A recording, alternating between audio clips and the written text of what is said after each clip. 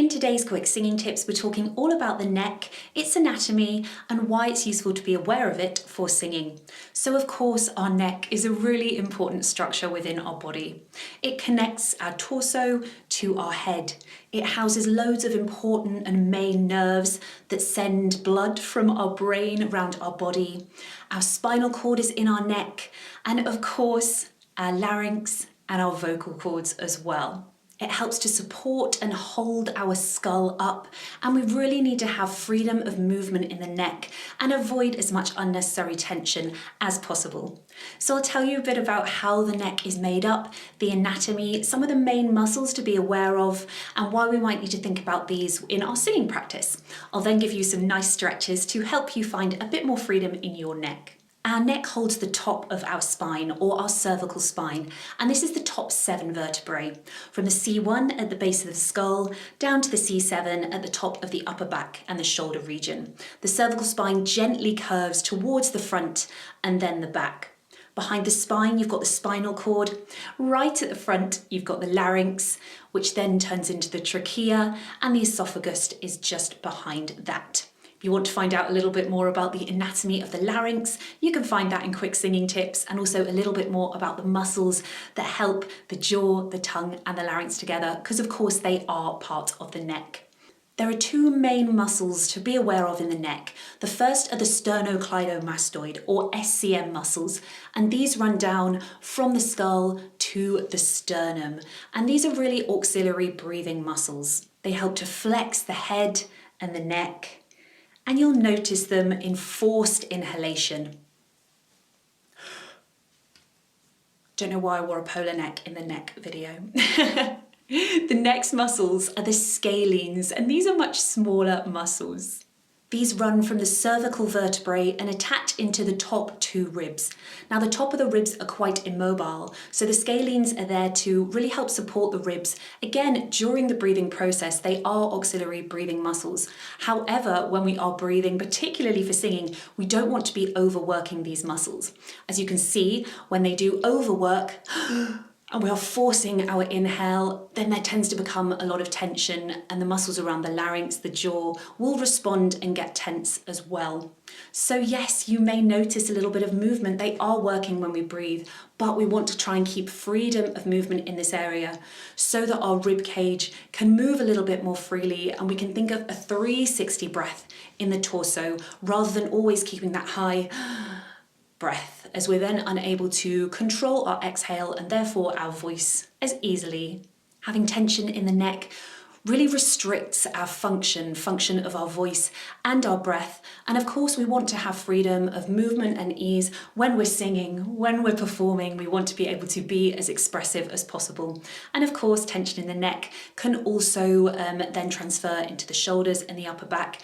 Everything is connected. So the neck, or the cervical spine, moves in different ways. It helps with flexion, extension, rotation, and lateral flexion. So I'll now show you just some really gentle stretches, exercises, just gentle movement that you can do to help find a bit more release in the neck. And then make sure you've hit subscribe, because next Tuesday I'll be putting out a short yoga practice to help release the neck. Just a reminder that the neck is really delicate as well, so start small within your range of motion. You're not trying to feel a stretch or force movement, it's just encouraging freedom and flexibility. Starting with some really gentle movement. Imagine you've got a pencil on the end of your nose and you're just drawing a sideways figure of 8 or an infinity symbol on its side. Keep it really soft and don't forget to reverse the direction. Adding some gentle rotation, look over one shoulder, hold for a few breaths, look to the other side, and gently repeat. Don't forget to breathe throughout all of these exercises.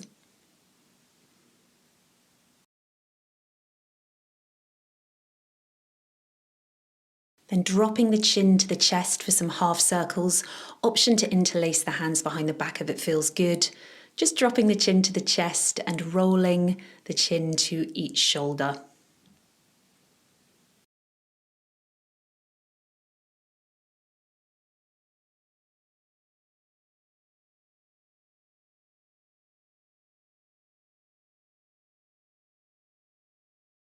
Then lateral flexion with a side tilt. You can just stay here or add the hand for a little bit more of a stretch. And then to increase it even more, you can bring the opposing hand behind the back. Release, and the other side, again, always option to add the hands or just feel a gentle stretch without.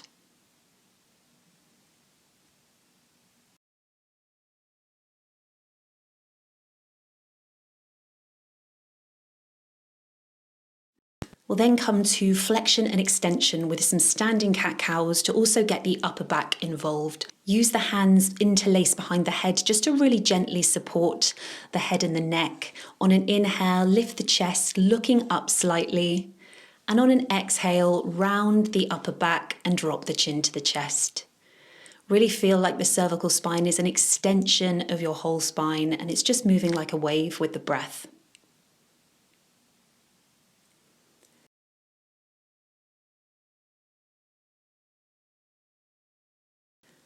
Lastly, if you want even more of a stretch down the front of the neck, cross your hands over the chest, really just to protect your neck here as we'll be looking up. Keeping the jaw soft, and that's key with this one. Just start to look up and only go as far as within your range of motion. Then you can just find some subtle movement here, looking from side to side, dropping the chin to chest, and just breathe into wherever feels good. Thanks for watching and see you next time.